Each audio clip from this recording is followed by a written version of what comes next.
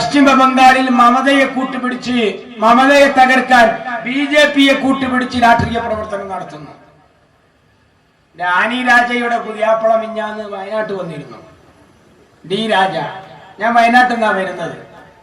അദ്ദേഹത്തിന്റെ പ്രസംഗം കേൾക്കാനിടയായി. അദ്ദേഹം പറയുന്നത് എന്താ?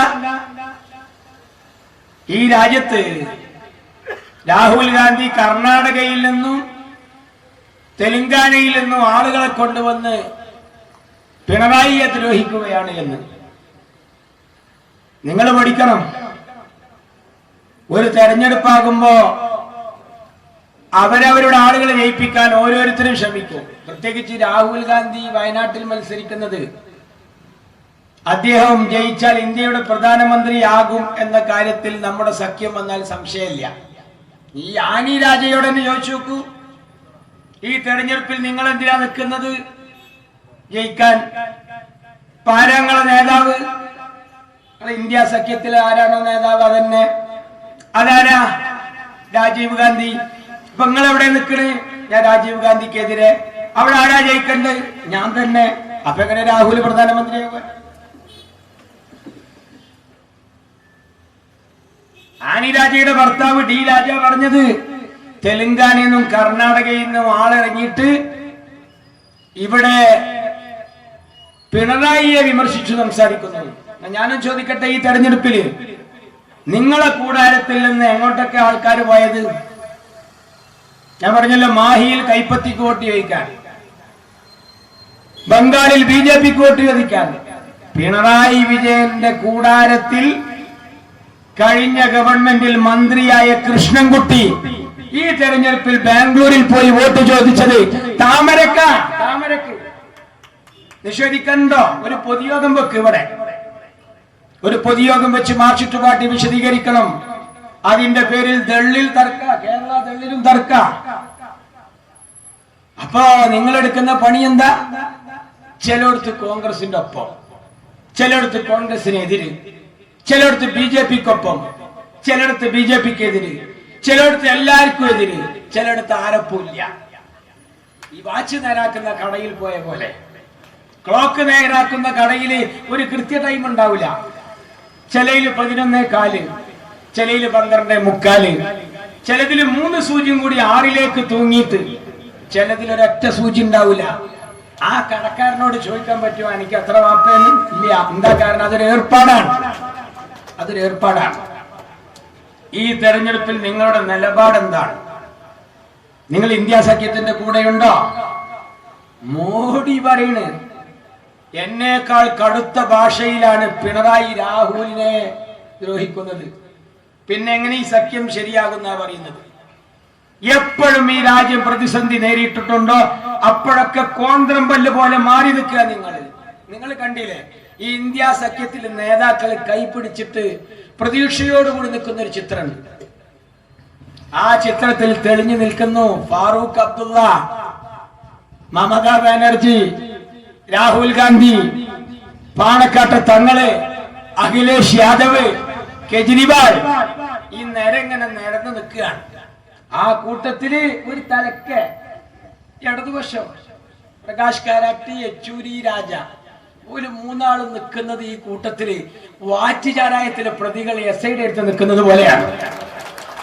വാറ്റുചാരായത്തിലെ പ്രതികൾ എസ്ഐയുടെ അടുത്ത് നിൽക്കുന്ന ഒരു നിപ്പുണ്ട്. അതെന്താ? നാട്ടുകാര് കാണുമോ എന്നുള്ളൊരു കുറവ്, പിന്നെ എസ്ഐയുടെ അടുത്തുനിന്ന് പളുങ്കല് കിട്ടുമോ എന്നുള്ളൊരു പേടിയും. അതിന്റെ നടുവിലാണ്. ഇന്ത്യ സഖ്യത്തിന്റെ കാര്യത്തിൽ മാർക്സിസ്റ്റ് പാർട്ടിക്ക് വ്യക്തത ഉണ്ടെങ്കിൽ ഞാൻ ചോദിക്കട്ടെ, ഈ അഖിലേഷ് യാദവ് പിടിക്കുന്ന പ്രകടന പത്രിക, രാഹുൽ ഗാന്ധിയുടെ പ്രകടന പത്രിക, നമ്മുടെ ഇന്ത്യ സഖ്യത്തിന്റെ പ്രകടന പത്രിക ആര് പിടിക്കുന്നത്? ഈ കൂട്ടത്തിൽ എല്ലാവരും. പക്ഷെ ഇടതുപക്ഷം അതിന്റെ അകത്ത് പ്രത്യേകമായൊരു പ്രകടന പത്രിക. അതെന്തിനാ? എല്ലാവർക്കും ഒരു മിനിമം കോമൺ പ്രോഗ്രാം ഉണ്ട്. അതെല്ലാവരും ചർച്ച ചെയ്താണ് ഈ പത്രിക സമർപ്പിക്കുന്നത്, ഈ സംവിധാനവുമായി പോകുന്നത്. പക്ഷേ ഇടതുപക്ഷം വേറെ ഒരു പ്രകടന പത്രിക. ഈ കൂട്ടത്തിൽ പിന്നെ ഒരു പ്രകടന പത്രിക എന്തിനാ? ലുലു മാളിന്റെ മുന്നിൽ ആരെങ്കിലും പെട്ടിക്കട തുടങ്ങുമോ?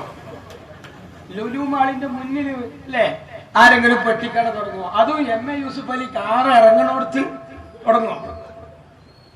എന്നിട്ട് ആ പ്രകടന പത്രികയിൽ പറയുന്നത് എന്താ?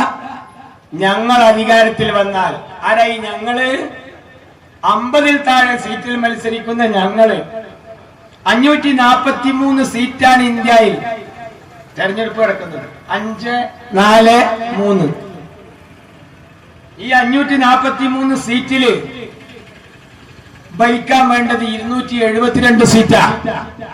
ജയിക്കല് പോട്ടെ, വെറുതെ അവിടെ നിന്നൂടെ? 272 എണ്ണത്തില് ആകെ 50-ൽ താഴെ സീറ്റിൽ മത്സരിക്കുന്നവർ പറയുന്നു ഞങ്ങൾ അധികാരത്തിൽ വന്നാൽ UAPA നിർത്തലാക്കും, പൗരത്വം നടപ്പിലാക്കില്ല, ഏക സിവിൽ കോഡിനെ കുറിച്ച് പറയുന്നു. എങ്ങനെ നിങ്ങൾ അധികാരത്തിൽ വരിക? പറയുമ്പോ എനിക്ക് ഓർമ്മ വരുന്നത് എന്റെ നാട്ടില് ബസ് സ്റ്റോപ്പിൽ വഴന്നിരിക്കുന്ന ഒരു മനുഷ്യനുണ്ട്, ഒരു കോമു. കുളിക്കൂല്ല, അലക്കൂല്ല, ഭക്ഷണം കഴിക്കൂല്ല, പള്ളിയിലും പോകില്ല, ഒരു ഏർപ്പാടുമില്ല, വീടും വലിച്ച് ദുന്യാവ് ഒരു പുകയാക്കി ഒരു ഹാലിൽ ഇങ്ങനെ ഇരിക്കുകയാണ്. ഓൻ പറയാണ് ഞാൻ ഈ നാട്ടിലെ ജുമായത്ത് പള്ളിയുടെ പ്രസിഡന്റ് ആയാൽ എല്ലാ പെരയിൽക്കും ഓരോ ഭവനും സ്വർണം കൊടുക്കുന്നു. ഓനക്ക് പറയാല്ല ഓൻ ജന്മത്തിൽ പ്രസിഡന്റ് ആവില്ല എന്ന് ഓനക്ക് ഉറപ്പല്ലേ? ചുറ്റുപാട്ടിക്ക് എന്ത് ബടായും പറഞ്ഞൂടെ? അവർ ഈ രാജ്യത്തിൽ അധികാരത്തിൽ വരുമോ? ഈ തെരഞ്ഞെടുപ്പിൽ നിങ്ങളുടെ നിലപാടെന്താണ്? നിങ്ങൾ കണ്ടില്ലേ, UAPA നടപ്പിലാക്കില്ല. ആരാടോ ഈ പറയുന്നത്? കേരളത്തിൽ UAPA നടപ്പിലാക്കിയവരാണ്. ആരാ അതിന്റെ ഇര? പഴയ മാർക്സിസ്റ്റുകാർ, SFIയുടെ 2 മക്കള്, അലൻ, ത്വാഹ. ആ 2 കുട്ടികളെ UAPA ചുമത്തി അറസ്റ്റ് ചെയ്ത പിണറായി വിജയന്റെ പാർട്ടി പറയുന്നു ഞങ്ങൾ ഇന്ത്യ രാജ്യത്ത് UAPA നടപ്പിലാക്കൂല. അപ്പൊ ഈ കേരള ഇന്ത്യയിലല്ലേ? ആഖിറത്തിലാ? കേരള ഇന്ത്യയിലാ? പൗരത്വം ഏറ്റവും കൂടുതൽ കേസെടുത്തത് യോഗി ആദിത്യനാഥ്. അത് കഴിഞ്ഞാൽ BJP-കാരനല്ലാത്തൊരു മുഖ്യമന്ത്രി ഏറ്റവും കൂടുതൽ കേസെടുത്തത് കേരളത്തിൽ. ഫൈസി കൂടത്തായി തൊട്ട് ഹമീദ് വാണിയമ്പലം വരെ സമൻസ് കൈപ്പറ്റിയിരിക്കുക. മാത്രല്ല തടങ്കൽപാളയം തീർന്നോ? നിങ്ങൾ ആരെങ്കിലും പാസ്പോർട്ട് എൻക്വയറിക്കൊന്ന് പോലീസ് സ്റ്റേഷനിൽ പോയി നോക്ക്. നിങ്ങൾ ആരെങ്കിലും ഒരു പാസ്പോർട്ട് എൻക്വയറിക്ക് പോലീസ് സ്റ്റേഷനിൽ ചെന്നാൽ SIമാർ ചോദിക്കുന്ന ഒരു ചോദ്യമുണ്ട്. അതെന്താ? നാള് ആ പള്ളിന്റെ മുമ്പൊന്ന് തുടങ്ങിയ ജാഥയിൽ നിങ്ങൾ ഉണ്ടായിരുന്നു. അതേതാ? നബിദിന റാലി അല്ല, CAA NRC റാലിയിൽ പോയവരുടെ പേര്. എൻക്വയറിക്ക് പ്രത്യേക ചോദ്യമാണ്.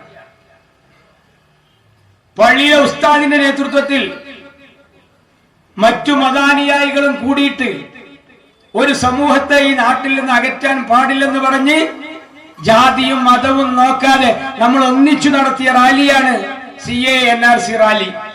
ആ റാലിയിൽ ഭീകരവാദികൾ നുഴഞ്ഞു കയറി എന്ന് പറഞ്ഞ ഒരു മുഖ്യമന്ത്രിയുടെ പേരാണ് പിണറായി വിജയൻ.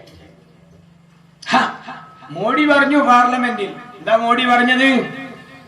केरल के मुख्यमंत्री श्री पिणराई विजयन ने कहा, എന്താ कहा? അയാൾ പറഞ്ഞത് എന്താ? CAA NRC യാത്രാ में ആതങ്കവാദി है. എന്താ? ഭീകരവാദി കയറിയിട്ടുണ്ട്. മോഡിക്ക് ആയുധം കൊടുത്തു. 3 ആയുധങ്ങൾ കൊടുത്തത്.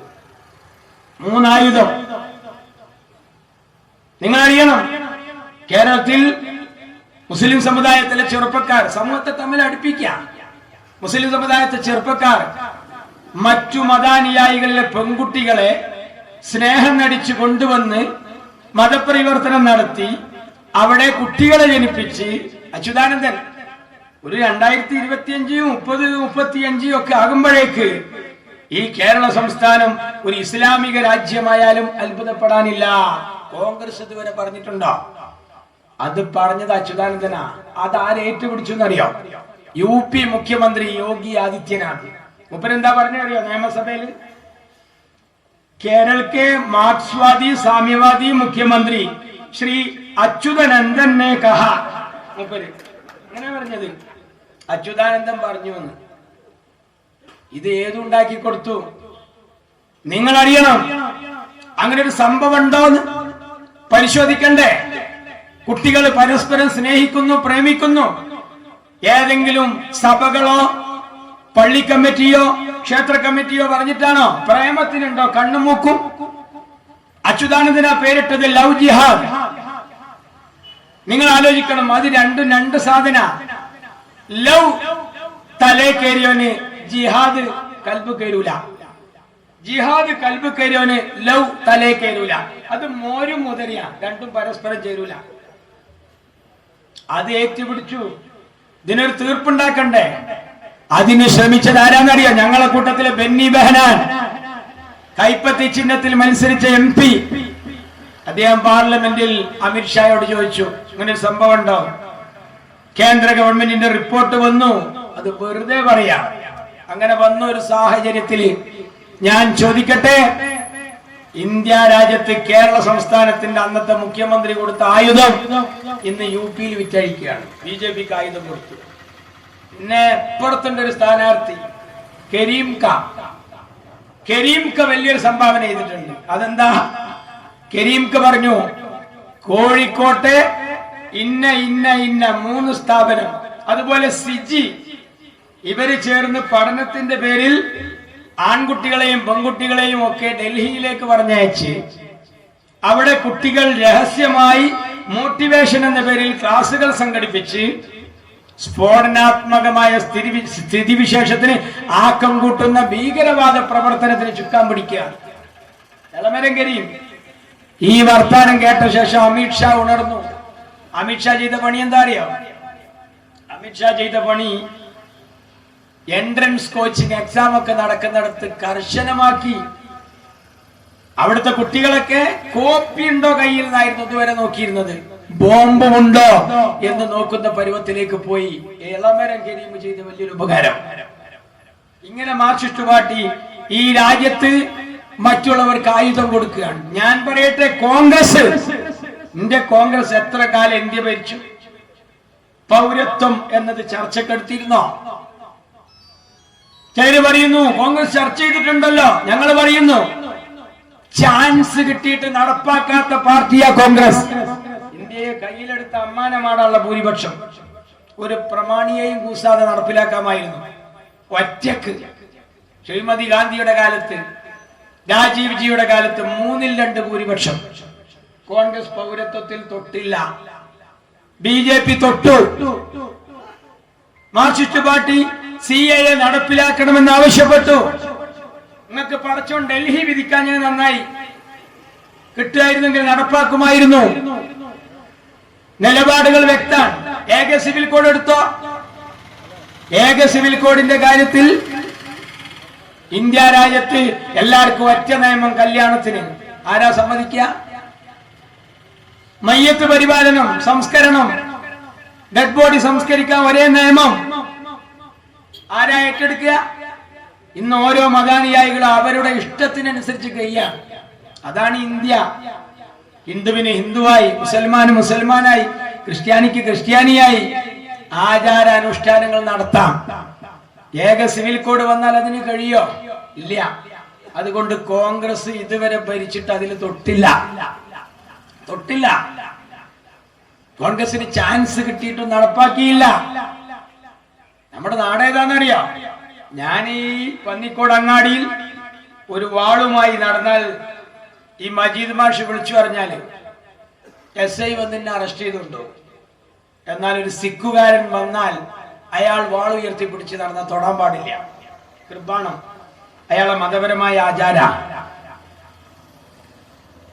യഹോവ സാക്ഷികൾ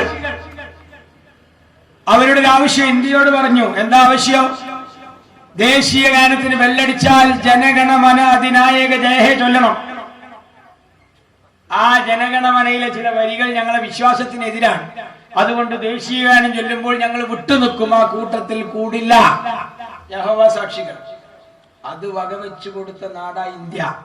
ഓഗസ്റ്റ് 15-നും റിപ്പബ്ലിക് ദിനത്തിനും പതാക ഉയർത്തുമ്പോ പതാകക്ക് സല്യൂട്ട് ചെയ്യാനും ഞങ്ങളെ കിട്ടില്ല. ഞങ്ങളെ വിശ്വാസത്തിനെതിരാണ്. ഒന്ന് മാറി നിൽക്കും. അതിന് സമ്മതം കൊടുത്ത നാടാ ഇന്ത്യ. ആ ഇന്ത്യയിൽ ഓരോ മതാനുയായികളും അവന്റെ ആചാരാനുഷ്ഠാനം അനുസരിച്ച് കഴിയാം. അവിടെ ഏക സിവിൽ കോഡ് കൊണ്ടുവരുന്നു BJP. 2 സ്റ്റേറ്റിൽ നടപ്പിലാക്കുന്നു, ഉത്തരാഖണ്ഡിലും ആസാമിലും. എന്നാൽ കോൺഗ്രസ് ചാൻസ് കിട്ടിയിട്ടും നടപ്പിലാക്കിയില്ല. മാർക്സിസ്റ്റ് പാർട്ടിയോ നടപ്പിലാക്കാൻ എന്നോ പറഞ്ഞു. എന്നാ പറഞ്ഞത്? EMS പറഞ്ഞു ശരീഅത്ത് വിവാദത്തിൽ എത്രയും പെട്ടെന്ന് ഏക സിവിൽ കോഡ് നടപ്പിലാക്കണം. EMS CPM-ന്റെ അഖിലേന്ത്യാ സമ്മേളനം നമ്മുടെ കോഴിക്കോട്ട് കടപ്പുറത്ത് നടന്നു. അവിടെ പ്രമേയം പാസാക്കി. ആരാ പ്രമേയം പാസാക്കാൻ മുന്നിൽ അത് അവതരിപ്പിച്ചത്? ഡോക്ടർ ഇർഫാൻ ഹബീബ്, പഴയ ദേശാഭിമാനി. നോക്ക്, അയാളെ പിന്തുണച്ചത് സഖാവ് ഹനൻ മുല്ല. ഏക സിവിൽ കോഡ് കൊണ്ടുവരാൻ ആവശ്യപ്പെട്ടു. നിങ്ങൾക്ക് ഡൽഹി വിധിക്കുകയാണെങ്കിൽ നടപ്പാക്കുമായിരുന്നു. പടച്ചോൻ കാത്തു. BJP വലുതാകുന്നതിന് മുമ്പ് 2 ആളുണ്ടാവുമ്പോ ബോലോ ഭാരത് മാതാക്കി എന്ന് അദ്വാനി വിളിക്കുമ്പോൾ ജയ് എന്ന് വിളിക്കാൻ ഒരു അടൽ ബിഹാരി മാത്രം ഉണ്ടായിരുന്നപ്പോ CPM പ്രമേയം പാസ്സാക്കിയിട്ടുണ്ട്.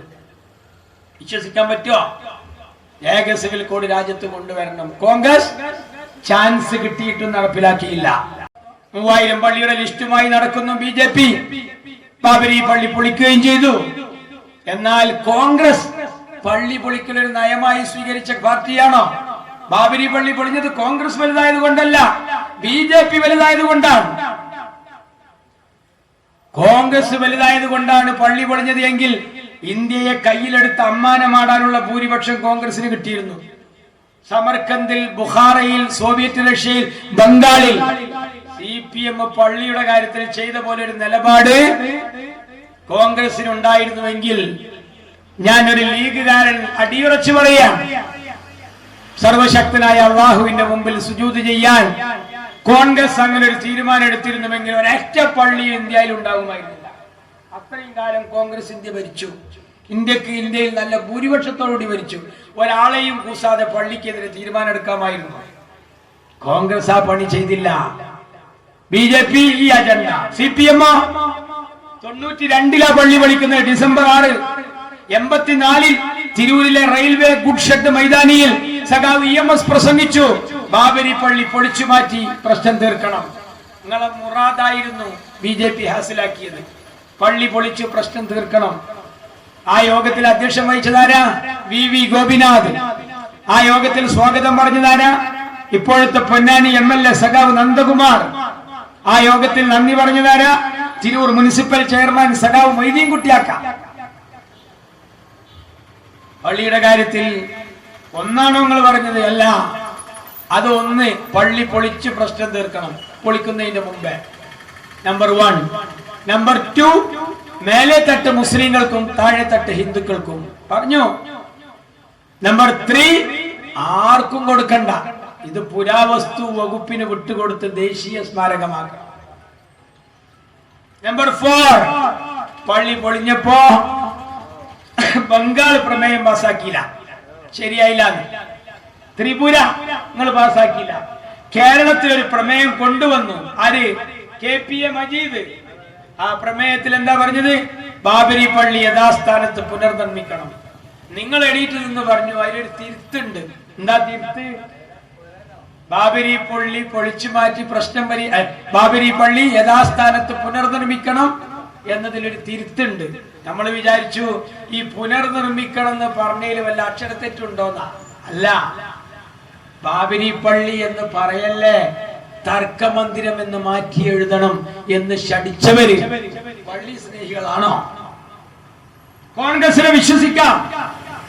കോൺഗ്രസിനെ വിശ്വസിക്കാമെന്ന് ഞാൻ പറയാൻ എന്താ?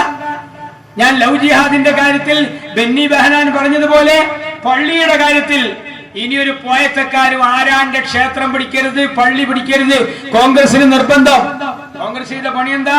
പഠിച്ചോളി. കോൺഗ്രസ് തമ്മിൽ അടുപ്പിക്കല്ലേ ചെയ്തത്, എല്ലാരും പിടിച്ചു കെട്ടി. എങ്ങനെ പിടിച്ചു കെട്ടിയത്? ബനാത്തുവാല പൊന്നാനിയിൽ നിന്ന് ജയിച്ച എന്റെ MP ആയിരുന്നു അദ്ദേഹം. ഒരു ബില്ല് കൊണ്ടുവന്നു, സ്വകാര്യ ബില്ല്. എന്താ?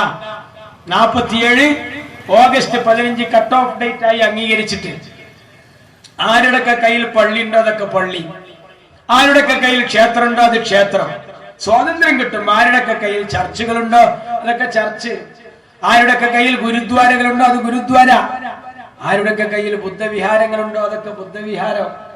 അങ്ങനെ നിർത്താൻ ബനാത്ത് വാല ബില്ല് അവതരിപ്പിച്ച ഒരു ലീഗുകാരനായ ഞാൻ പറയാ, ഒരു ബനാത്ത് വാലക്ക് ഒറ്റക്ക് ഒരു ബില്ല് കൊണ്ടുവരാൻ കഴിയില്ല. കോൺഗ്രസ് സഹായിച്ചു, കോൺഗ്രസ് ഏറ്റെടുത്തു, സഹായിക്കല്ല. രാജീവ് ഗാന്ധി പറഞ്ഞു ഈ ബില്ല് രാജ്യത്ത് ഞങ്ങൾ ഏറ്റെടുക്കുന്നു.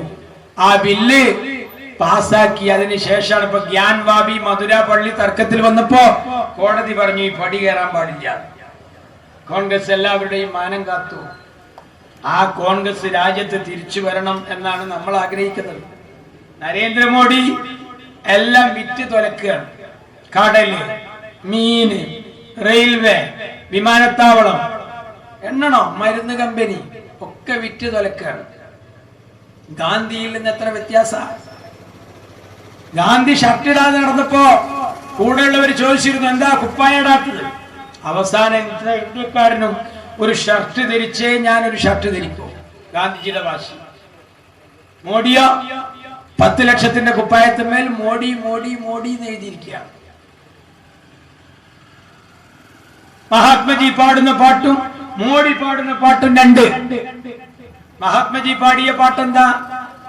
ഈശ്വർ അല്ലാ തേരെ നാം, ഈശ്വർ അല്ലാ തേരെ നാം, സബ്കോ സന്മതി ദേ ഭഗവാൻ എന്ന പാട്ടാണ്. മോഡി പാടുന്ന പാട്ടോ ടാറ്റ ബിർള തേരെ നാം, സബ്കോ പെർമിറ്റ് ദേ ഭഗവാൻ. എല്ലാം കൊടുത്തു കഴിഞ്ഞു. ഞാനിക്കില്ല. റേഷനരിക്ക് 2 പൈസ, 2 റുപ്യല്ല. കോൺഗ്രസ് ഭരിക്കുമ്പോ കൂട്ടിയാൽ അഖിലേന്ത്യ ബന്ദ്, ഭാരത് ബന്ദ്, കലക്ടറേറ്റ് വളയൽ, സെക്രട്ടേറിയറ്റ് നീരൽ, എന്തെല്ലാം രോഗമായിരുന്നു മാർക്സിസ്റ്റ് പാർട്ടിക്ക് അറിയാം. ഇപ്പൊ ഒരു പ്രശ്നമില്ല. ഇപ്പൊ സുഭിക്ഷ. മോഡി എന്ത് പറയണോ അതിവിടെ അതിപ്പടി ചെയ്യാം, അതിപ്പടി ചെയ്യാം. ഇന്ത്യ സഖ്യത്തില് മാർക്സിസ്റ്റ് പാർട്ടി മനസ്സറിഞ്ഞ് ചേരൂല എന്ന് ഞാൻ അതാ പറയണത്. ചേർന്നാൽ പിണറായി കൂട്ടിലാവും, പിണറായി കൂട്ടിലാവും. നിങ്ങൾ കണ്ട മോഡി തൃശ്ശൂരിൽ വന്ന് പറയാ ഇവിടെ ഏത് ഓഫീസ് കേന്ദ്രീകരിച്ചാണ് സ്വർണ്ണക്കടത്ത് എന്ന് എനിക്കറിയാം. നിങ്ങൾക്ക് അറിയല്ലേ? എന്താ ഈ മൂത്താപ്പ നിങ്ങൾ തൊടാത്ത? അതാ രാഹുൽ ചോദിച്ചത്. അപ്പൊ ഇയാള് പറയണ്ടേ നിങ്ങൾക്ക് അറിയുന്ന ഇവിടെ നിന്ന് പറയണം, വിടൂല എന്ന് പറയണ്ട. ഇയാള് ആ ധൈര്യമൊക്കെ പോയി അല്ലേ? RSSന്റെ മുന്നില് ഊരിപ്പിടിച്ച വാളുമായി നടന്നു എന്നാ പറഞ്ഞേ. ആര്? പിണറായിയോ? എന്നാ ഊരിപ്പിടിച്ച വാളെന്തേ മോഡി എന്ന് പറഞ്ഞപ്പോ കാണാഞ്ഞത്? ഏത് ഊരിപ്പിടിച്ച വാള്? അങ്ങനെയാണെങ്കിൽ പട്ടാമ്പി നേർച്ചക്ക് മടവാള് കത്തി വെക്കണതിന്റെ ഇടയിൽ ഞാൻ എത്ര നടന്നിക്കണെന്ന് അറിയോ? അതൊരു വലിയ കാര്യമാണോ? ഊരിപ്പിടിച്ച വാളിന്റെ ഇടയിലൂടെ ഇയാൾ നടന്നുപോയി എന്നാ പറഞ്ഞത്. എന്നാ മോഡി ചോദിച്ചു 100 കോടി കരുവന്നൂർ ബാങ്കിൽ ആരാണ് അഴിമതി നടത്തിയത് എന്ന് എനിക്കറിയാം. അറിയോ? ഒരു ഏതുമില്ലാതെ എന്റെ രാഹുലിനെ കൂട്ടിലിടാൻ ശ്രമിച്ചില്ലേ? അയോഗ്യനാക്കി നിങ്ങൾ. എത്ര മണിക്കൂർ ചോദ്യം ചെയ്തു?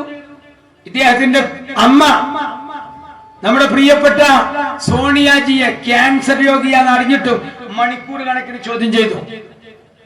DK ശിവകുമാർ, P ചിദംബരം, ഞങ്ങളുടെ നവാസ് ഗനി MP, ഇവരൊക്കെ റെയ്ഡ് ചെയ്യാനും ചോദ്യം ചെയ്യാനും നേരണ്ട്. ഈ രാഹുൽ ഗാന്ധി ആരെങ്കിലും 10 പൈസ മോഷിച്ചതുകൊണ്ടാ? ഇതാരാന്നറിയ? രാഹുൽ ഗാന്ധി ഇന്ത്യ വിൽക്കണമെന്ന് ചോദിച്ച മോത്തിലാൽ നെഹ്റുവിന്റെ പേരക്കുട്ടിയാ. പന്നിക്കോട്ട 5 സെന്റ് അല്ല, ഇന്ത്യ. ഇന്ത്യ വിൽക്കണമെന്ന് ചോദിച്ച നെഹ്റു കുടുംബാംഗമാണ് ഇദ്ദേഹം. ഇയാൾക്ക് എന്തിനാണ് ഈ നക്കാപ്പിച്ച? നിങ്ങൾ അറിയണം. അങ്ങനെയുള്ള ഇദ്ദേഹത്തെ അറസ്റ്റ് ചെയ്തു. ഇപ്പൊ കെജ്രിവാളിനെ അറസ്റ്റ് ചെയ്യാൻ കാരണക്കാരായ മൊഴി കൊടുത്ത 3 ആള് സഹായിച്ചു. അവർക്ക് ഒരാൾ BJP MP മത്സരിക്കുക, ഒരാളെ റെയ്ഡ് ഒഴിവാക്കി, ഒരാളെ കാര്യത്തിൽ EDയുടെ അന്വേഷണം നിർത്തിവെച്ചു. അങ്ങനെ എല്ലാരും ഇങ്ങനെ പോവുക. കെജ്രിവാളിന്റെ കാര്യത്തിൽ അങ്ങനെ ഇഷ്ടമില്ലാത്തവരൊക്കെ ചോദ്യം ചെയ്യുക. എന്നാ പിണറായി വിജയനാണെങ്കിലോ പറയോ ലാവ്ലിൻ കേസ് 39 തവണ മാറ്റി വെച്ചത്. 39 തവണ. ഒരു ചെറുക്കൻ ഫേസ്ബുക്കിലിട്ടു, ഞാനെങ്ങാനും ഒരു കൊലപാതക കേസിൽ പ്രതിയായാൽ എന്നെ തൂക്കിക്കൊല്ലും.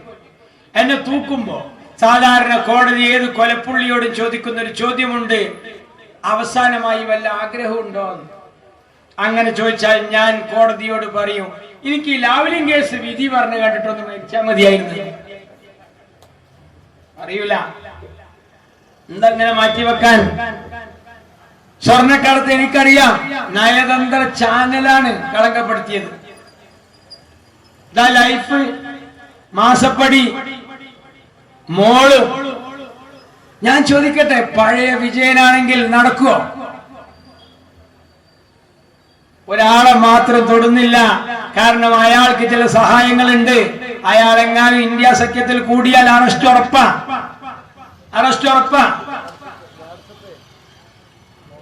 പിണറായി വിജയനോട് ഇന്ന് ഫേസ്ബുക്കിൽ നമ്മുടെ കുട്ടികൾ പറയുന്നത് എന്താണെന്നറിയാം? നരേന്ദ്രമോദി അധികാരത്തിൽ നിന്നൊഴിഞ്ഞാൽ, രാഹുല് വന്നാൽ ഇന്ത്യ രക്ഷപ്പെടും. രാഹുല് വന്നില്ലെങ്കിൽ പിണറായി മക്കളും രക്ഷപ്പെടും. ആ കോലത്തിലാണ്. ഇത് ഞങ്ങളെ മാത്രം അഭിപ്രായമല്ല, രാഷ്ട്രീയ വിഷയം ഇല്ലാത്തതുകൊണ്ടാണ് രാഹുൽ ഗാന്ധി പിണറായിയെ തോണ്ടുന്നത് എന്ന ആനി രാജയുടെ പുതിയാപ്പിള ഇന്നലെ വയനാട് പറഞ്ഞത്. രാഷ്ട്രീയപരമായ വിഷയം ഇല്ലാത്തതുകൊണ്ട്. എന്നാ ഞാൻ ചോദിക്കട്ടെ, ഈ ആനി രാജ പറഞ്ഞൊരു വർത്താനുണ്ട്, അതെന്താ അറിയോ? പിണറായിനെ പറ്റി എന്താ പറഞ്ഞത്? കേരളത്തിന്റെ ആഭ്യന്തര വകുപ്പിൽ RSSന്റെ ഗ്യാങ് പ്രവർത്തിക്കുന്നു. RSSന്റെ ഗ്യാങ് കേരള പോലീസിൽ ഉണ്ട് എന്ന് പറഞ്ഞ ആനി രാജ വിഷയമില്ലാത്തതുകൊണ്ട് പറഞ്ഞതാ. ഇവരുടെ പാർട്ടിയുടെ സംസ്ഥാന നേതാവ് കാനം രാജേന്ദ്രൻ, ഇയാൾ മുണ്ടെടുത്ത മോഡിയാണോ എന്ന് സംശയിക്കേണ്ടിയിരിക്കുന്നു. മുണ്ടെടുത്ത മോഡിയാണോ എന്ന് സംശയിക്കേണ്ടിയിരിക്കുന്നു. ആര്? CPIയുടെ നേതാവ്. പക്ഷേ മുണ്ടെടുത്ത മോഡി എന്ന് CPI പറഞ്ഞപ്പോ പിറ്റേ ദിവസം CPI അതിൽ ഉറച്ചു നിന്നില്ല. ഒരു ദിവസം അതിന് ആയുസ്സുണ്ടായുള്ളൂ. ഉറച്ചു നിൽക്കുവോ? പേടിയാണ്. പിണറായിനെയാണ് എതിർക്കുന്നത്. മുണ്ടെടുത്ത മോഡി അങ്ങനെ പറഞ്ഞാൽ പിറ്റേ ദിവസത്തെ കാര്യം കഷ്ടാവും. അതങ്ങനെയാണ്. ഒരു പരാക്രമിയായ മുഴുകുടിയനായ ഭർത്താവിന്റെ അടുക്കല് ഭാര്യ കഴിയുന്നത് പോലെയാണ് CPI CPMന്റെ അടുത്ത് കഴിയുന്നത്. CPI CPMന്റെ അടുത്ത് കഴിയുന്നതും ഒരു മുഴുകുടിയനായ ഭർത്താവിന്റെ അടുക്കൽ ഒരു ഭാര്യ കഴിയുന്നതും എന്റെ ഭാഷയിൽ കുക്കർ പോലെയാണ്. എന്താ ഈ കുക്കറിന്റെ പ്രത്യേകത എന്നറിയാം? കുക്കറിന്റെ പ്രത്യേകത, മുകളിൽ നിന്ന് കടുത്ത സമ്മർദ്ദം ഉണ്ടായിട്ടും അടിയിൽ തീ ആളിക്കത്തിയിട്ടും എത്ര സമാധാനപരമായാണ് അത് വിസിലടിച്ച് കഴിഞ്ഞു പോരുന്നത് മക്കളെ. അതുപോലെയാണ് യഥാർത്ഥത്തിൽ CPIയുടെ അവസ്ഥയും. ഈ തെരഞ്ഞെടുപ്പിൽ നിങ്ങളുടെ നിലപാടെന്താ? നിങ്ങൾ ഈ രാജ്യത്തെ ജനങ്ങളോട് എന്താ പറയുന്നത്? ഇന്ന് നമ്മുടെ ബിനോയ് വിശ്വം പറഞ്ഞിരിക്കുന്നു, ഇന്നത്തെ ഇന്ത്യൻ സാഹചര്യത്തിൽ BJP RSS വെല്ലുവിളിക്ക് മുമ്പിൽ കോൺഗ്രസ് തകർന്നാൽ, കേട്ടോളി, CPIയുടെ സംസ്ഥാന സെക്രട്ടറി പറയാം, കോൺഗ്രസ് തകർന്നാൽ ഉണ്ടാകാൻ പോകുന്ന ശൂന്യതയെ പറ്റി ബോധ്യമുള്ള ഇടതുപക്ഷക്കാരനാണ് ഞാൻ. അതുകൊണ്ട് പറയുകയാണ്, കേരളത്തിലെ തർക്കങ്ങളെല്ലാം നിലനിർത്തിക്കൊണ്ട് തന്നെ പറയുകയാണ്, കോൺഗ്രസ് തകർന്നാൽ ആ തകർച്ചയുടെ ശൂന്യത നികത്താനുള്ള കെൽപ്പ് ഇന്ന് ഇന്ത്യയിൽ ഇടതുപക്ഷത്തിനില്ല. CPI ആവതില്ല. കഴുത്തുന്ന കീഴ്പോട്ട് കുഴഞ്ഞ ഒരു വാദരോഗി, ഞാനാണ് മിസ്റ്റർ ഇന്ത്യ, എനിക്ക് ബ്ലാക്ക് ബെൽറ്റ് കിട്ടിക്കണെന്ന് പറയുന്നത് തുല്യല്ലേ? നിങ്ങൾ ഇന്ത്യ ഭരിക്കുമെന്ന് പറയുന്നത് വെറുതെ തമാശയാണ്. നിങ്ങൾക്ക് ഈ തെരഞ്ഞെടുപ്പിനെ ഞങ്ങൾ കാണുന്നത് രാജ്യത്തിന്റെ അംഗീകാരം നഷ്ടപ്പെടാതിരിക്കാനാണ്. നിങ്ങൾ അംഗീകാരം നഷ്ടപ്പെടാതിരിക്കാനാണ്. കണ്ട കൊട, വട, വടി, കണ്ണട അതിൽ മത്സരിച്ചു. പൊന്നാനിയിൽ കത്രികയായിരുന്നു ചിഹ്നം അൻവറിന്. അതിന് മുമ്പേ ഹുസൈൻ രണ്ടത്താണിക്കും അബ്ദുറഹിമാനും കപ്പുസ്വാസറും അങ്ങനെ കണ്ട ചിഹ്നത്തിൽ മുഴുവൻ മത്സരിച്ചു. അങ്ങനെയാണ്. ചില സ്ഥലത്തൊന്നും അരിവാളില്ല, കണ്ട ചിഹ്നം മുഴുവൻ. തിരുപ്പൂര് കടയിൽ ചെന്ന മാതിരിയാ. എല്ലാ ചിഹ്നം എടുത്ത് മത്സരിച്ചു. അതുകൊണ്ട് എന്തായി, അരിവാളിന്റെ പറ്റുബുക്കിൽ എഴുതി ചേർത്തപ്പോ ശതമാനം കുറഞ്ഞു. അപ്പൊ അംഗീകാരം നഷ്ടപ്പെടാൻ പോവുകയാണ്. അപ്പൊ ഈ തെരഞ്ഞെടുപ്പിൽ നിൽക്കുന്നത് അരിവാളിന് അംഗീകാരം കിട്ടാനാണ്, നാടിന് അംഗീകാരം കിട്ടാനല്ല. അതുകൊണ്ടാണല്ലോ മിനിഞ്ഞാന്ന് ലീഗിൽ ഉണ്ടായിരുന്ന അംസ മറുകണ്ഠം ചാടി വന്നപ്പോ അരിവാള് കൊടുത്തിക്കുക പൊന്നാനിയിൽ. സാധാരണ മാർക്സിസ്റ്റ് പാർട്ടിയിൽ ഒരാൾക്ക് അരിവാള് കിട്ടണമെങ്കിൽ ഇവിടുത്തെ ചെറിയ ദർസായ ബ്രാഞ്ച് കമ്മിറ്റിയിൽ നിന്ന് മുത്തഫരീദ് ഓതിയിട്ട് ലോക്കൽ കമ്മിറ്റിയിൽ നിന്ന് ഫത്തുൽ മോയിൻ ഓതി ചൈനയിൽ പോയി സനത് വാങ്ങി വരണം. ഇതാ ചെന്നൈക്ക് എന്നെ അരിവാള് കൊടുത്തിക്കുക. മോണ്ടിസോറി തന്നെ doctorate. Amsa ഭാഗ്യവാനാണ്. K T Jaleel തലകുത്തി മറിഞ്ഞ് 18 അടവും പമ്പരം പാച്ചിലും കുത്തിത്തിരിപ്പും കുതന്ത്രം നടത്തിയിട്ട് ഇപ്പോഴും ഓട്ടോറിക്ഷയില. അരിവാള് കിട്ടിയിട്ടില്ല. അംസക്ക് കൊടുത്തു. എന്തൊക്കെ ന്യായ നിങ്ങൾ പറയുന്നത്? ടി മുഹമ്മദ് ബഷീറിനെ ഇവിടുന്ന് അങ്ങോട്ട് മാറ്റി, സമദാനിയെ ഇങ്ങോട്ട് മാറ്റി. എന്താ നിങ്ങൾ കളിയാക്കിയത്? മുന്നിലെ ടയർ പിന്നിലേക്കും, പിന്നിലെ ടയർ മുന്നിലേക്കും. എന്നാൽ ഞങ്ങളെ പാണക്കാട്ടെ തങ്ങള് പഞ്ചറായിട്ട് പൊന്തേൽക്കിട്ട ടയറാണ് അംസ. ആ അംസനെ മുന്നിലിട്ടിട്ട് തങ്ങൾ മത്സരിച്ചത്. നിങ്ങൾ പരാജയത്തിന്റെ വമ്പുവെക്കാൻ നിങ്ങൾ കൈപ്പത്തി എന്ന് പറഞ്ഞാൽ ജനങ്ങൾക്ക് സുപരിചിതമായ ചിഹ്നം. പല കുട്ടികളും ചോദിക്കണ്ട ഈ അരിവാൾ ചുറ്റിക്ക നക്ഷത്രം അരിവാളൊക്കെ ഇതെന്താ സാധനം? ഞാൻ ഇപ്പത്തെ കുട്ടികൾക്ക് കണ്ടിട്ടില്ല. അപ്പൊ ആരോ പറഞ്ഞത് കൊയ്യാനുള്ളതാണ്. അപ്പൊ എന്നാ നമുക്ക് ആ കൊയ്ത്ത് മിഷി ഉണ്ടായിരുന്നില്ല, അത് കൊടുത്താൽ പോരെ ചോദിച്ചു കുട്ടികള്. പിന്നെ ഈ ചുറ്റിക എന്തിനാ? ചുറ്റിക പണ്ടൊക്കെ കരിങ്കല്ലുടച്ചിരുന്നു. ഇന്ന് ക്രഷർ വന്നു, അതുകൊണ്ട് ചുറ്റികയും മക്കൾക്ക് തിരിയില്ല. പിന്നെ ചുറ്റിക നമ്മൾ ഉപയോഗിച്ചിരുന്നത് വല്ല കലണ്ടർ തൂക്കാൻ വേണ്ടി ആണി അടിക്കാനായിരുന്നു. അതിനാണെങ്കിൽ ഇപ്പൊ സകല പേരെയും കുട്ടി അടിച്ചു പോയി. അപ്പൊ ഈ സാധനം ഇപ്പൊ ഉപയോഗിക്കുന്നില്ല. സഖാക്കളെ, നിങ്ങളെല്ലാം മാറ്റി.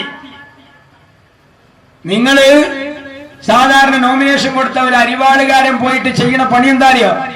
ചുടുകാട്ടിൽ പോയി ലാൽ സലാം എന്ന് പറയല. പക്ഷെ നിങ്ങൾ അംസ പാണക്കാട് ഹൈദരലി തങ്ങളുടെ കബറിടം സിയാറത്ത് ചെയ്താണ്. ആ പാർട്ടിയുടെ പൊന്നാനിയിലെ സ്ഥാനാർത്ഥി ഹൈദരലി ശിഹാബ് തങ്ങളുടെ ഖബറിടം സിയാറത്ത് ചെയ്തിട്ടാണ് അദ്ദേഹം തെരഞ്ഞെടുപ്പിന് ഇറങ്ങുന്നത്.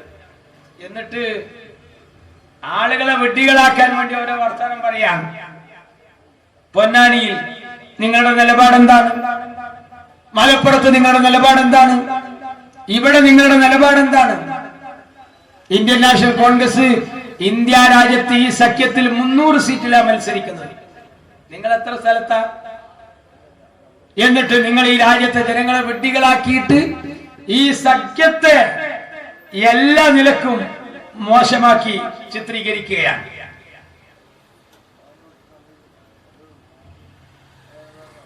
കോൺഗ്രസ് ഇല്ലാതായാൽ ഇന്ത്യ ഇല്ലാതാകുമെന്നാണ് ഇടതുപക്ഷ തന്ത്രജ്ഞന്മാർ വരെ പറഞ്ഞുകൊണ്ടിരിക്കുന്നത്.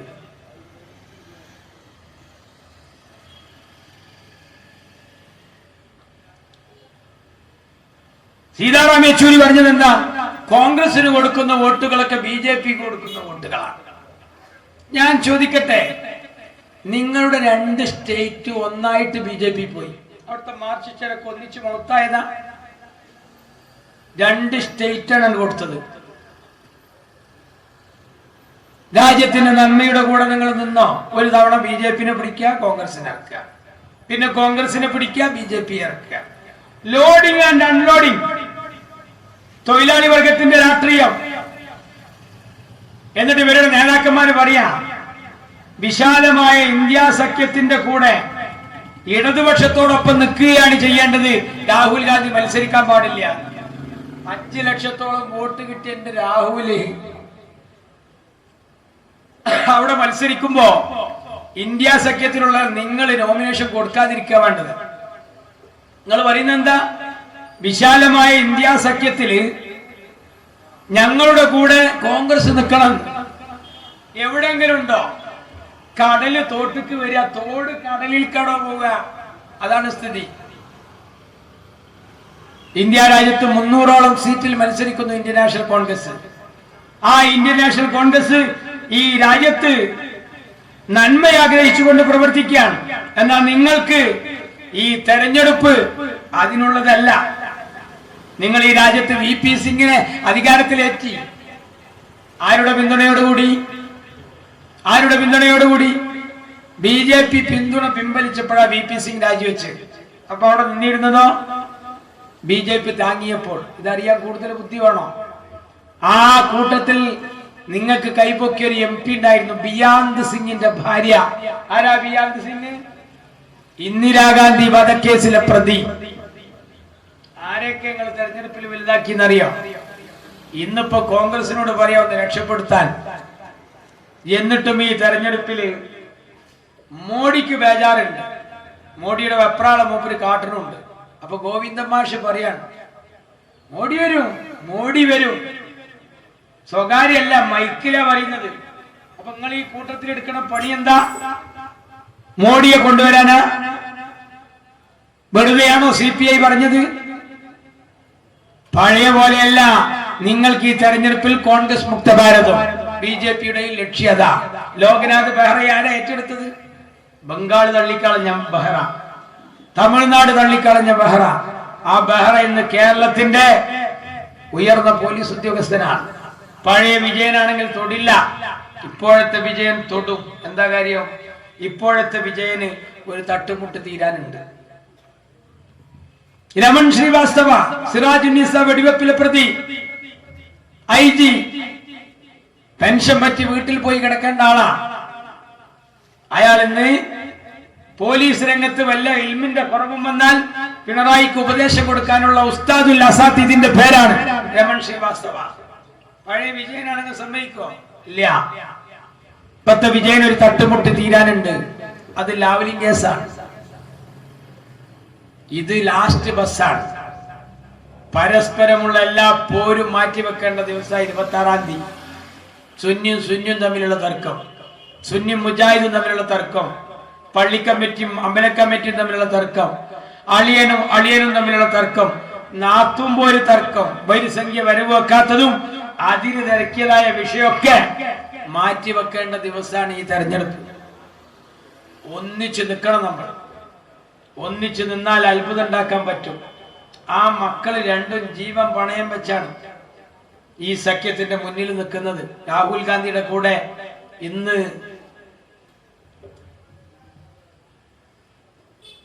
പൊതുയോഗത്തിൽ പ്രസംഗിക്കേണ്ടായിരുന്നു. അദ്ദേഹത്തിന്റെ പ്രയാസം കാരണം ഇന്ന് അദ്ദേഹത്തിന് എത്താൻ കഴിഞ്ഞില്ല. നിങ്ങളൊക്കെ പ്രാർത്ഥിക്കണം. ഇനി ആ കുടുംബം നമുക്കൊരു പ്രതീക്ഷ നൽകുന്ന കുടുംബം. ഈ മഹാസഖ്യത്തിന് മുന്നിൽ നിൽക്കുകയാണ്. അതിലെല്ലാ ടീമും ജമാഅത്തായി ഒന്നിച്ചു നിൽക്കുക. അതിലെ പിന്നിലെ വരിയിൽ പ്രകാശ് കാരാട്ട് വന്നു നോക്കുന്നുണ്ട്. അപ്പൊ യെച്ചൂരി തോണ്ടാണ്. ഇവിടുത്തെ മൂത്താപ്പ വിളിക്കുന്നുണ്ട്. അത് പിണറായി ഈ കേസിൽ കുടുങ്ങിയാൽ, ഈ സഖ്യത്തിൽ കൂടിയാൽ ഈ കേസിൽ അകത്തിടും. മോഡിക്ക് എന്താ ലാഭം? ഒരു ഉറുപ്പിയുടെ ചെലവില്ലാതെ അയാൾ പറഞ്ഞതൊക്കെ നടപ്പിലാക്കുന്നുണ്ട്. അത് കണ്ടില്ല. ആരിഫ് ഖാനായിട്ടുള്ള കളി എന്താ? ആരിഫ് ഖാൻ ഇയാളും തമ്മിൽ യഥാർത്ഥത്തിൽ കീരിയും പാമ്പുവോ അതോ ഈച്ചും ചക്കരിയാ? ശനിയാഴ്ച ഈച്ചും ചക്കരിയല്ല, കീരിയും പാമ്പും. തിങ്കളാഴ്ച ഈച്ചയും ചക്കരയും. പൗരത്വ വിഷയത്തിൽ തർക്കം. ഗവർണർ ഞായറാഴ്ച ഒരു കാറ് ചോദിച്ചു. സൂപ്പർ കാറ് കൊടുത്തു പിണറായി. ഗവർണറല്ലേ, കൊണ്ടോയിക്കോട്ടെ, നമുക്ക് കുഴപ്പമില്ല. പിന്നെ അടുത്ത ശനിയാഴ്ച തർക്കം. എനിക്ക് സ്റ്റാഫിലേക്ക് ഞാൻ പറയുന്ന ആളെ വെക്കണം. ആര്? ഗവർണർ. പിണറായി ചോദിച്ചു, ആരാ? RSSന്റെ മുൻ കാര്യവാഹകായ ഹരി എസ് കർത്ത. ആരോടാ അത് ചോദിക്കണേ? ഊരിപ്പിടിച്ച വാളിനോട്. ഊരിപ്പിടിച്ച വാളിന്റെ മുന്നിലൂടെ നടന്ന ഹരി എസ് കർത്ത ഞാൻ പിണറായിയോട് ചോദിക്കുകയാണ്. മുൻ RSSന്റെ കാര്യവാഹകായ ഹരി എസ് കർത്തയെ എനിക്ക് സ്റ്റാഫിലേക്ക് കിട്ടണം. എന്നാ പിടിച്ചോ, വേറെ വർത്താനല്ല. ഞാൻ ചോദിക്കട്ടെ, നമ്മളെ കൂട്ടത്തിന്ന് പോയ ഒരാളുണ്ടല്ലോ, KV തോമസ്. എന്തിനാ പോയത്? കോൺഗ്രസിൽ നിന്ന് 3 നേരം മൂക്കൊപ്പം തിന്നിട്ട്, പിന്നെ ദഹനത്തിനുള്ള അരിഷ്ടവും കൊടുത്തിട്ട്, ആ കൊടുത്ത അരീഷ്ടത്തിൽ ഒരൗൺസിൽ അരമില്ലി കുറവുണ്ടെന്ന് പറഞ്ഞ് തെറ്റിപ്പോയ കാട്ടുകള്ളൻ. അയാൾ പറഞ്ഞു എനിക്ക് ഒരു സ്റ്റാഫിനെ വേണം. ഞാൻ പറയാണ് പിണറായിനോട്, ഒരു പഴയ കോൺഗ്രസ്സുകാരനെ നിങ്ങൾ വെച്ചു കൊടുക്കോ? കുല. എന്നാൽ ഹരിയസ് കർത്തായെ നിയമിച്ചു. ഇപ്പൊ ബാനർ കീറി, ബാനർ കെട്ടി ആരിഫ് ഖാനും ഇയാളും. എന്നിട്ടോ SFI അവിടെ തടുക്കണെന്ന് അറിഞ്ഞാൽ ആരിഫ് ഖാൻ ഇവിടെ ഇറങ്ങും. എന്നിട്ട് മൊബൈലിൽ വിളിക്കുകയാണ്, ആർക്ക്? അമിത്ഷാക്ക്. ഞാൻ ഇവിടെ ഇടങ്ങറിന് കൊടിയയക്കണ്, വിളിച്ചു വരുത്തുക. കണ്ട, അതൊരു ആളുകളെ പൊട്ടീസാക്കുക. തമ്മിലുള്ള തർക്കം എന്താ നമുക്കിതുവരെ മനസ്സിലായിട്ടില്ല. ആ ആരിഫ് ഖാനും പിണറായി വിജയനും നടത്തുന്ന കളികള് മറ്റൊരു ഭാഗത്ത് നടത്തിക്കൊണ്ടിരിക്കുകയാണ്. മറ്റു കാര്യങ്ങൾ ഞാൻ പറയണോ? രാജ്യത്തിന്റെ സ്ഥിതി എന്താണ്? എല്ലാം നശിപ്പിച്ചു. തൊഴിൽ മേഖല, അതുപോലെ ഇന്ധനം, എല്ലാം. കേരളത്തിന്റെയും സ്ഥിതി അതാണ്. കേരളത്തിന്റെയും സ്ഥിതി അതാണ്. അതിൽ നിന്ന് രക്ഷപ്പെടാനാണ് അന്ന് ആ ബസ് യാത്ര നടത്തി നോക്കിയത്. രക്ഷണ്ടായ ഉമ്മൻചാണ്ടി ആകാൻ നോക്കിയതാ. ഉമ്മൻചാണ്ടി എവിടെ കിടക്കണ്? പോയി. ജനങ്ങൾ പരാതി കൊടുത്തു. ആ പരാതിക്ക് വല്ല തീർപ്പുണ്ടായോ? നവകേരള സദസ്സും പൊട്ടി, 1 രൂപ കാശുമില്ലാതായി, പഞ്ചായത്ത് സംവിധാനങ്ങൾ തകരാറിലായി, കോൺട്രാക്ടർമാർക്ക് കൊടുക്കാനുണ്ടായി, ഉച്ചക്കഞ്ഞി നഷ്ടപ്പെട്ടു, അതുപോലെ കാരുണ്യ. ഇനി എന്തൊക്കെയാ കേരള സംസ്ഥാനത്ത് നഷ്ടപ്പെടാൻ? ഇത്ര രൂക്ഷമായ ഒരു സ്ഥിതിവിശേഷം നമ്മുടെ നാട്ടിലുണ്ടായിട്ടില്ല. 2 ഗവൺമെന്റിനെയും പിടിച്ചു കെട്ടേണ്ടുന്ന സാഹചര്യത്തിലാണ് നമ്മൾ നീങ്ങുന്നത്. കലത്തപ്പത്തിന് തീയിട്ട പോലെ അടിയിലും മുകളിലും ചൂടാ.